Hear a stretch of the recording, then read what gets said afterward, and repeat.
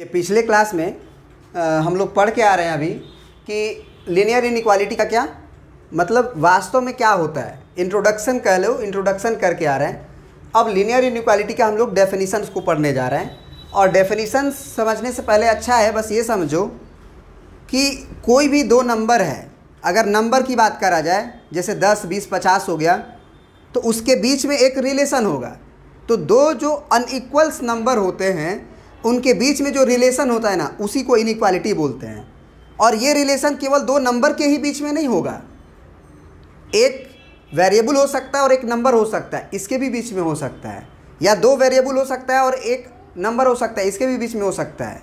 यानी कि आप ये कह सकते हो, जैसे डेफिनेशन पढ़ लो ज़्यादा क्लियर हो जाएगा। टू रियल नंबर्स और two algebraic expressions related by the symbol this form an inequality. जैसे कि हम बोले कि 3 और 5 के बीच का संबंध बताओ, तो 3 और 5 के बीच का संबंध यही है कि 3 छोटा है 5 से। हम बोलेंगे कि 7 और 5 के बीच का रिलेशन बताओ, तो 7 बड़ा है 5 से। तो ये दो नेचुरल नंबर के बीच में रिलेशन है, यानी कि न्यूमेरिकल नंबर है, रियल नंबर है, कह सकते हैं। दो क्या है? रियल नंबर के बीच में रिलेशन है। तो ये जो दो रियल नंबर के बीच का जो रिलेशन होता है, रिलेटेड जो होता है कि ये बड़ा है ये छोटा है, इसको हम लोग क्या कहते हैं? Numerical inequalities. Numerical inequalities. फिर एक एग्जांपल दिए हैं कि x less than 5, y greater than 2, x greater than equal to 3, y less than equal to 4। इसमें एक तरफ क्या है? अलजेब्रिक एक्सप्रेशन है और एक तरफ नंबर है, या दोनों तरफ अलजेब्रिक एक्सप्रेशन हो सकता है। तो इसको क्या कहते हैं? Are some examples of literal inequality. याद रखना, लिटरल इनइक्वालिटी वैसे पूछा नहीं जाता है ना, काम करना होता है, लेकिन जान जाओ कि केवल अगर नंबर से रिलेटेड हो तो इसको न्यूमेरिकल इनइक्वालिटीज़ बोलेंगे, और अगर एक्सप्रेशन से रिलेटेड हो तो उसे लिटरल इनइक्वालिटीज़ बोलेंगे। अब क्वेश्चन आता है कि इसे पढ़ते कैसे हैं, तो इसको पढ़ने वाली क्वांटिटी को समझेंगे और समझेंगे डबल इनइक्वालिटी के बारे में। इतना प्रिंट कर लीजिए पहले। चलिए, तो अब जो ये सिंबल लिखा होता है ना, इसको पढ़ते कैसे हैं, उंगली किस पे रखते हैं, ये ज़रूरी है, क्योंकि ये पढ़ने में गलती हो जाता है। हम कभी भी 5 पे उंगली रख के ऐसे नहीं पढ़ते हैं कि 5 इज ग्रेटर देन x, ऐसे नहीं पढ़ते, क्योंकि 5 वेरिएबल नहीं है। जो वेरिएबल है उसी पे उंगली रखेंगे। तो मान लो कि हमारा उंगली हो गया x पे, तो x के तरफ से पढ़ेंगे कि x इज लेस देन 5। दबा हुआ मुंह जो होता है ना वो लेस होता है, याद रखना। और खुला हुआ मुंह होता है ना वो ग्रेटर होता है। इसको अगर भूलते हो तो उसको ऐसे याद रख सकते हो कि ये एक शेर का मुंह है। ये क्या है? एक शेर का मुंह है। और शेर छोटा चीज़ को खाता है कि बड़ा चीज़ को खाता है? बोलो, शेर का मुंह जो है वो छोटा चीज़ को खाता है कि बड़ा चीज़ को खाता है?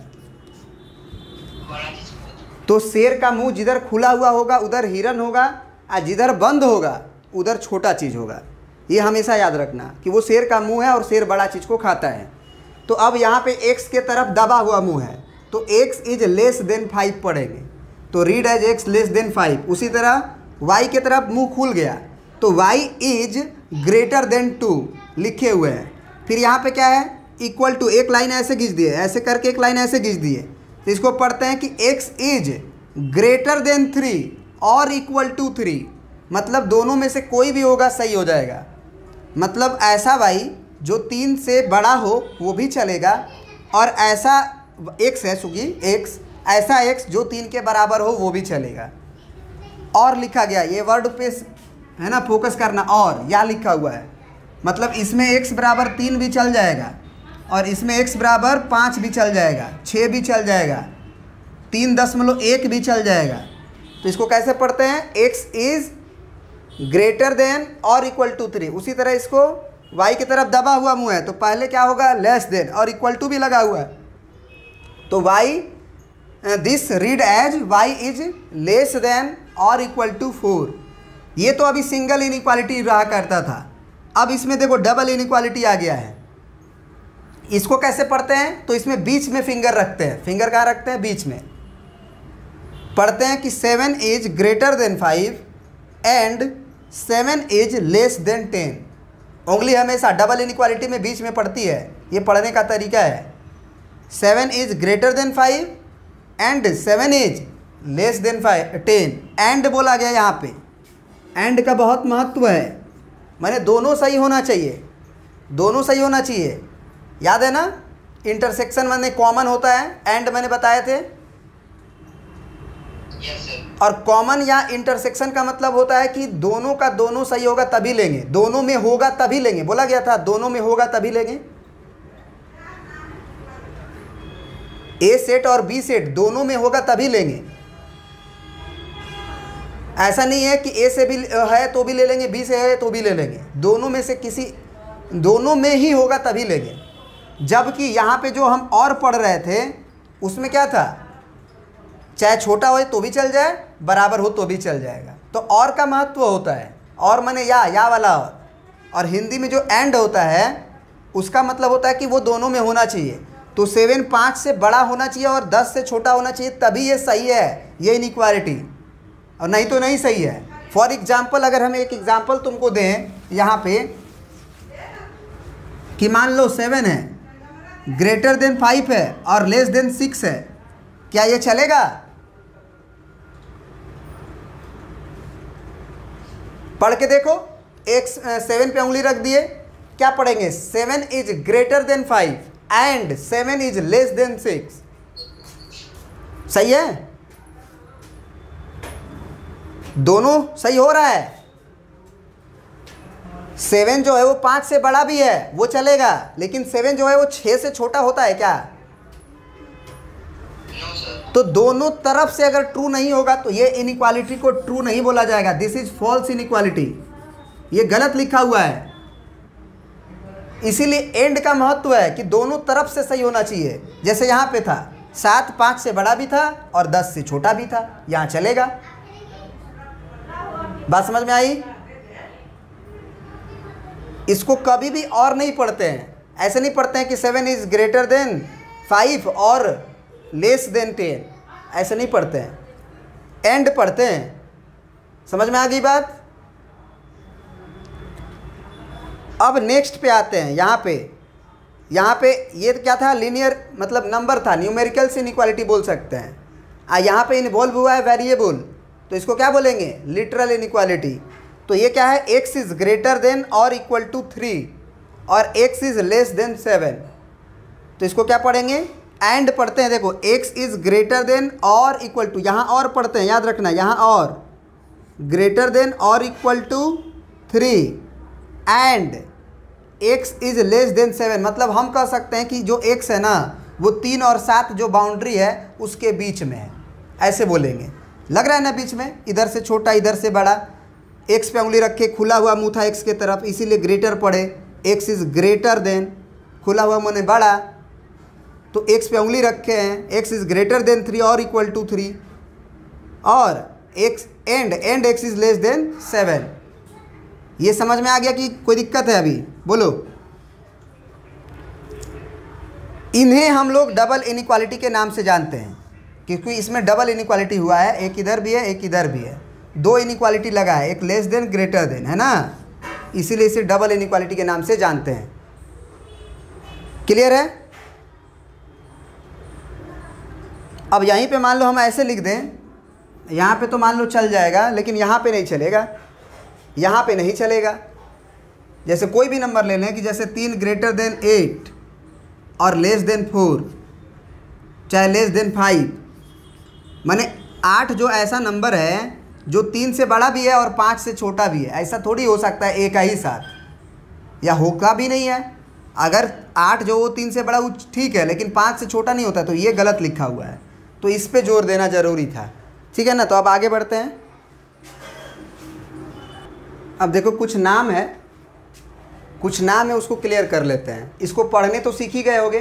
ax प्लस बी, दबा हुआ मुंह है तो ax plus B less than 0, ax plus B greater than 0, ax plus B less than और इक्वल टू 0, फिर ax plus B greater than और इक्वल टू 0, फिर ax plus B less than c, ax plus B Y है, ax plus B Y less than c, फिर ax plus B Y greater than c, फिर A X plus B Y less than और equal to C, फिर A X plus B Y greater than और equal to C, फिर A X square plus B X plus C पूरा whole less than equal to 0, और फिर A X square plus B X plus C greater than 0।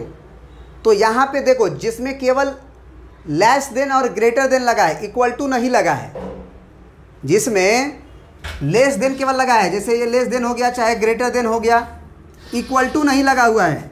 जैसे हम कह सकते हैं कि अगर ये पहला है और लास्ट है और ये है, मतलब पहला दूसरा यहाँ यहाँ और ये वाला, जिसमें केवल सिंगल इनइक्वालिटी लगा हुआ है, सिंगल इनइक्वालिटी ही बोल सकते हैं, मतलब इक्वल टू नहीं लगा हुआ है, उसे हम लोग स्ट्रिक्ट इनइक्वालिटी के नाम से जानते हैं, उसे हम लोग स्ट्रिक्ट इनइक्वालिटी के नाम से जानते हैं। और जिसमें ग्रेटर देन और लगा हो चाहे लेस देन और लगा हो, मतलब दोनों बराबर भी हो सकता है या छोटा और बड़ा भी हो सकता है, जैसे कि ये है दोनों लगा है, छोटा भी हो सकता है बराबर भी हो सकता है, ये है बड़ा भी हो सकता है बराबर भी हो सकता है, चाहे ये है चाहे ये है और चाहे आपका ये क्वाड्रेटिक वाला है। तो जिसमें दोनों लगा होता है लेस देन और, उसको हम लोग स्लेक इनइक्वालिटी के नाम से जानते हैं। नाम है, याद करना पड़ेगा आपको, स्लेक इनइक्वालिटी के नाम से जानते हैं। क्लियर है?